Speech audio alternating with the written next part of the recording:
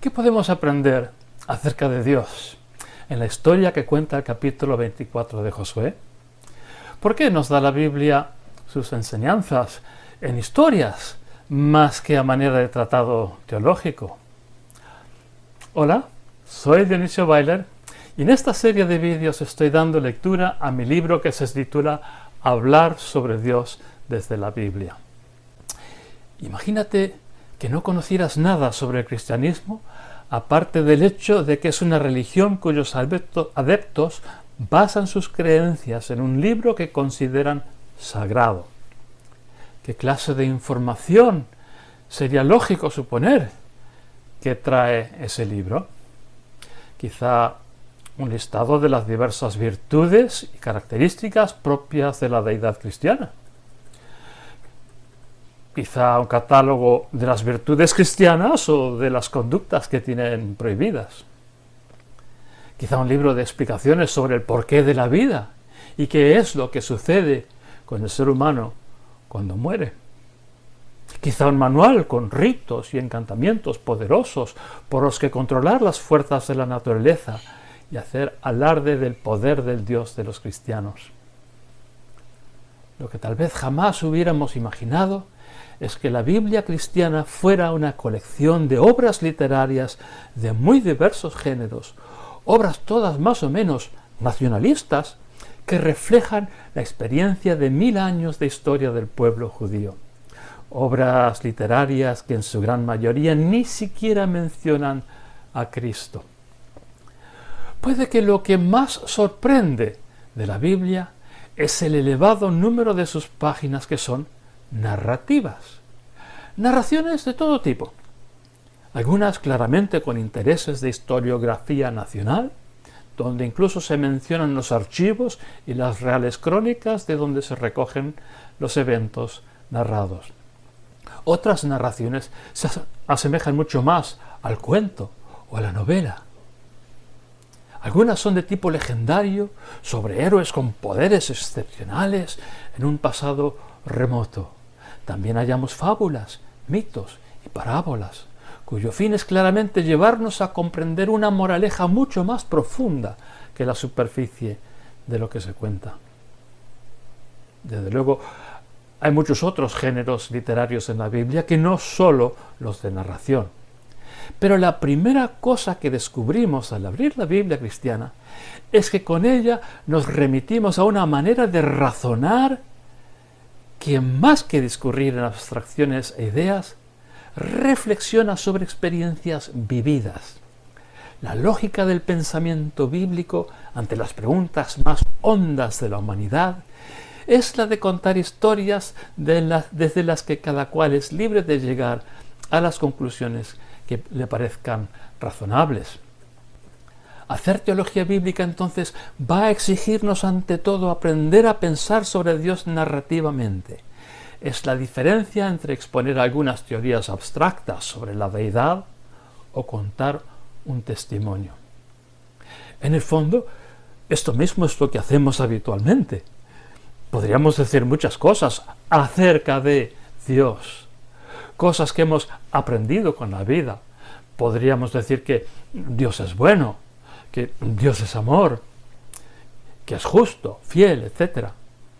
Pero cuando nos encontramos ante la necesidad de explicar nuestra fe y experiencia de Dios a personas que no lo conocen, nosotros hoy día también solemos recurrir a contar nuestro testimonio de experiencias personales donde hemos vivido y experimentado a Dios. Algunas de las cualidades de Dios. El testimonio es entonces la forma más habitual y natural con que los cristianos comunicamos a otros nuestra fe. Nos damos cuenta que no somos quien para definir a Dios adecuadamente, pero que sí estamos perfectamente capacitados para hablar de lo que hemos vivido, sentido y conocido personalmente. Lo importante cuando testificamos no es cerrar la reflexión sobre los hechos vividos con pronunciaciones definitivas acerca de la naturaleza de Dios. No es necesario. Antes bien, sería contraproducente interpretar en demasía las experiencias que contamos.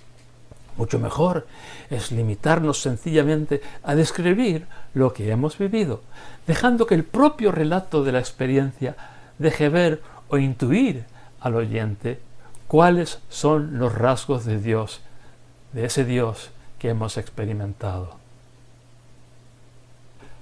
Como botón de muestra, entonces, tomemos el capítulo 24 de Josué, en los versículos 1 a 28. Aquí y en todos estos vídeos estaré leyendo mi propia traducción de estos textos preparada para este libro. Josué reunió a todas las tribus de Israel en Chequem y convocó a los ancianos de Israel y a los caciques y jueces y jeques que se congregaron delante de Dios. Así dice el Señor, Dios de Israel, dijo entonces Josué a todo el pueblo: vuestros antepasados, es decir, Teraj, el padre de Abraham y de Nahor, vivían antiguamente más allá del Éufrates y servían a dioses extranjeros.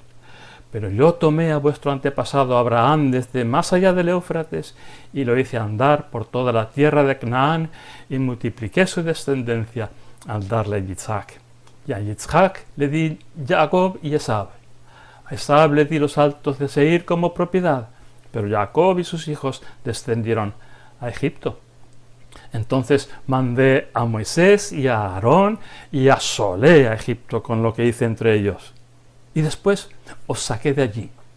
Saqué a vuestros antepasados de Egipto y llegaron hasta el mar Rojo, y los egipcios os perseguían con carros de combate y caballería. Entonces clamaron al Señor, que puso oscuridad entre vosotros y los egipcios, e hizo venir sobre ellos el mar, que los cubrió. Entonces visteis con vuestros propios ojos lo que hice con los egipcios. Después vivisteis en el desierto muchos años. Luego os traje a la tierra de los amorreos, donde vivisteis al otro lado del Jordán. Ellos os combatieron, pero yo os los entregué y poseísteis su tierra y los aniquilé ante vosotros. Entonces se levantó Balac, hijo de Zippor, el rey de Moab, para combatir contra Israel, y mandó llamar a Bilam, hijo de Beor, para que os maldijera, pero yo no quise escuchar a Bilam. Entonces él os bendijo profusamente y así os libré de su mano. Luego cruzasteis el Jordán y llegasteis a Jericó, y combatieron contra vosotros los dueños de Jericó, los amorreos y los fereceos y los cananeos y los heteos y los gergeseos y los heveos y los jebuseos, pero yo os los entregué, porque mandé delante de vosotros la picazón, que expulsó a 2 reyes de los amorreos. No fue ni tu espada ni tu arco.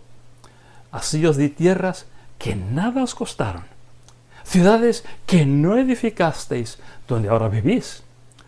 Os alimentáis de viñedos y olivares que no plantasteis. Y ahora respetad al Señor y servidle con integridad y fidelidad. Suprimid los dioses que servían vuestros antepasados más allá del Éufrates y en Egipto. Servid solamente al Señor. Pero si os parece mal servir al Señor, elegid vosotros hoy mismo a quién vais a servir. Si a los dioses que servían vuestros antepasados cuando vivían más allá del Éufrates, o si a los dioses de los amorreos en cuya tierra ahora vivís. Pero en cuanto a mí y mi familia, nosotros serviremos al Señor. Entonces respondió el pueblo y dijo: jamás nos pase abandonar al Señor para servir a dioses extranjeros, porque el Señor nuestro Dios, Él es el que nos sacó a nosotros y a nuestros antepasados de la tierra de Egipto y de cautiverio, de esclavitud. Él es el que hizo ante nuestros propios ojos estas señales impresionantes y nos guardó en todo el camino que hemos andado y en todos los pueblos por donde hemos pasado. Es el Señor el que echó de delante nuestro a todos los pueblos y a los amorreos que vivían en la tierra. Nosotros también serviremos a Dios, porque Él es nuestro Dios. Pero Josué dijo al pueblo: no podéis servir al Señor porque Él es un Dios santo, un Dios celoso. Él no perdonaría vuestras rebeldías ni deslealtades, porque si abandonáis al Señor para servir a dioses extranjeros, dará media vuelta y os hará mal hasta acabar con vosotros, el mismo que os hizo bien. Y el pueblo dijo a Josué: no, porque serviremos al Señor. Entonces Josué dijo al pueblo: testigos sois contra vosotros mismos de que habéis escogido para vosotros al Señor para servirle. Y ellos respondieron: testigos somos. Pues entonces, suprimid los dioses extranjeros que tenéis entre vosotros e inclinad vuestro corazón ante el Señor, el Dios de Israel. Y el pueblo respondió a Josué: al Señor nuestro Dios serviremos y a su voz obedeceremos. Y así concluye nuestra lectura del capítulo 24 de Josué.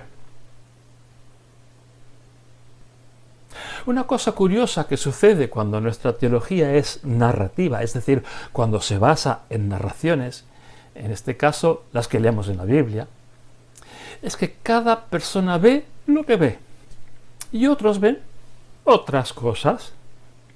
Nunca se agotan las posibilidades, ni hay nadie que pueda dar la interpretación definitiva de ningún relato bíblico. Las posibilidades que ofrecen los relatos bíblicos parecen infinitas. De ahí, por cierto, gran parte del secreto de la riqueza de la predicación cristiana.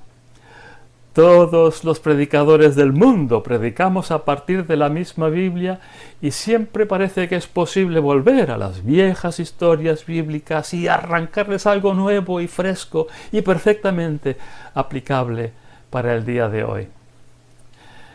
En cuanto a estos versículos de Josué 24, por ejemplo, mi primera observación sería la de que leyendo esta historia se deduce que Dios existe. Ahora bien, esto no es algo que se afirma rotundamente, no se defiende esa idea, no se dan argumentos racionales sobre la existencia de Dios. Sencillamente nos consta que si vamos a aceptar como válida esta historia, tenemos que aceptar su presuposición de que es así. La historia narrada sería incoherente si Dios no existiera. Pero esta observación de que esta lectura nos enseña que Dios existe, no se le ocurre a todo el mundo cuando la lee. Es fácil leer esta historia sin reflexionar sobre la presuposición de fondo de la existencia de Dios. Si puedo afirmar que esto está ahí en esta historia, tengo que reconocer también con toda naturalidad que otros lectores tendrán una primera reacción y unas reflexiones iniciales que pongan atención en otros aspectos de la narración. Este es uno de los secretos de la dinámica siempre fresca y original que conlleva la lectura de las narraciones bíblicas. A continuación, anoto algunas cosas adicionales que veo yo acerca de Dios a partir de esta lectura de Josué 24, versículos 1 a 28. Dios actúa en la historia humana. No es solamente, aunque también, un creador o una divina providencia. Tampoco se limita a una existencia celestial donde lo que de verdad importa es lo eterno, o lo inefable, o lo infinito. Dios se interesa activamente en los asuntos de la humanidad e interviene decisivamente en esos asuntos. De hecho, aparte de su actividad en relación con la humanidad, no aprendemos aquí nada acerca de Dios. Es como si Dios ni siquiera existiese salvo en relación con la humanidad. Al participar activamente en la historia humana, Dios hace que esta nuestra historia humana sea forzosamente historia de salvación. El interés de Dios en los asuntos humanos y el desparpajo y la libertad con que interviene en nuestros asuntos hace que la historia humana sea siempre una historia llena de esperanza, una historia con posibilidades ilimitadas, abierta a la sorpresa, al aire fresco de lo que ayer pensábamos que era imposible. Y sin embargo, hoy vemos con nuestros ojos y palpamos con nuestras manos. Luego también Dios habla. A lo largo y ancho de la Biblia, esta es una de las características más constantes que observamos en Dios. No solo participa en nuestra historia humana, sino que se comunica con nosotros, dialoga con nosotros, nos hace saber qué es lo que piensa, qué es lo que opina sobre nuestras vidas y actividad. De momento, observamos que habla por medio de un portavoz. Josué, en este caso, pronuncia las palabras que habla Dios. Ya habrá lugar más adelante para preguntarnos cómo saber si las palabras pronunciadas por un ser humano realmente son parlamento divino. ¿Qué quiere decir que alguien hable palabras de Dios? ¿En qué sentido esas palabras humanas pueden entenderse o recibirse como que es Dios quien habla? Dejando esas preguntas a un lado de momento, sin embargo, vemos en esta lectura que Dios echa un discurso perfectamente comprensible a los que estaban presentes y escuchaban. Las palabras de Dios tienen contenidos específicos. En este caso, ofrecen un pacto, una alianza o acuerdo a dos partes entre Dios y las tribus de Israel. Son palabras de salvación. En primera instancia, constituyen un recital de las obras de salvación ya realizadas por Dios a favor de Israel en el pasado. Pero el recuerdo de la salvación experimentada en el pasado tiene el efecto de fomentar la idea de que Dios volverá a salvar en el futuro. Las palabras de Dios son palabras de vida y de esperanza, de liberación y de salvación. Pero son también palabras que exigen compromiso. El pacto o la alianza que se ofrece no es entre partes iguales. Es un compromiso entre un soberano y sus súbditos. El papel del soberano es proteger y proveer. Por contrapartida, el papel de los súbditos es servir y obedecer. Curiosamente, no parece haber opción de no servir y obedecer a nadie. Está claro que quien no sirve y obedece al Dios de Israel no es que se pueda dedicar a vivir a su antojo, porque en ese caso estaría sirviendo y obedeciendo a sus antojos que quedarían así endiosados ilícitamente, dioses falsos, cuyo servicio resulta siempre profundamente esclavizante. La lección entonces es o servir al Señor, el libertador y salvador, o servir a otros dioses opresores. Pero que quede claro que escoger al Señor tiene su contenido. En un futuro será posible comprobar fehacientemente si este pacto jurado hoy ha sido guardado o no. Y Dios forma un pueblo. Todo lo que podemos decir acerca de Dios a raíz de Josué 24 solo es posible observarlo y decirlo porque hubo un pueblo que se relacionó con él. Puede que la salvación y el pacto de Dios con Israel sean también extensibles al resto de la humanidad. Imposible precisarlo a partir de Josué 24. Pero lo que está claro es que si no fuese porque existió Israel y vivió y experimentó las cosas que vivió y experimentó, no tendríamos este capítulo de Josué, ni tampoco el libro de Josué, ni la Biblia entera de principio a fin. El Dios de la Biblia es inseparable de su pueblo. Es imposible decir nada acerca de Dios, por lo menos del Dios de Josué 24, sin que lo que digamos acerca de Dios haya que decirlo oblicuamente, viendo y observando las experiencias de Israel y a partir de ahí deduciendo cómo es ese Dios de Israel. José plantea una opción. Vosotros escoged, o servís al Señor o serviréis a los dioses que sirvieron vuestros padres. Plantear esa opción solo persuade, porque un pueblo en concreto, empezando con Abraham y hasta tomar posesión de la tierra de Canaán, ha descubierto las virtudes del Dios al que sirven, que es un Dios de salvación y liberación, que es un Dios de protección y providencia. Sin conocer al pueblo de Dios y su historia particular, sería imposible conocer a Dios.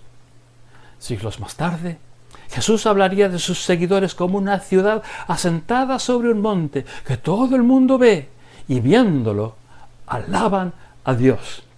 Es siempre la misma idea.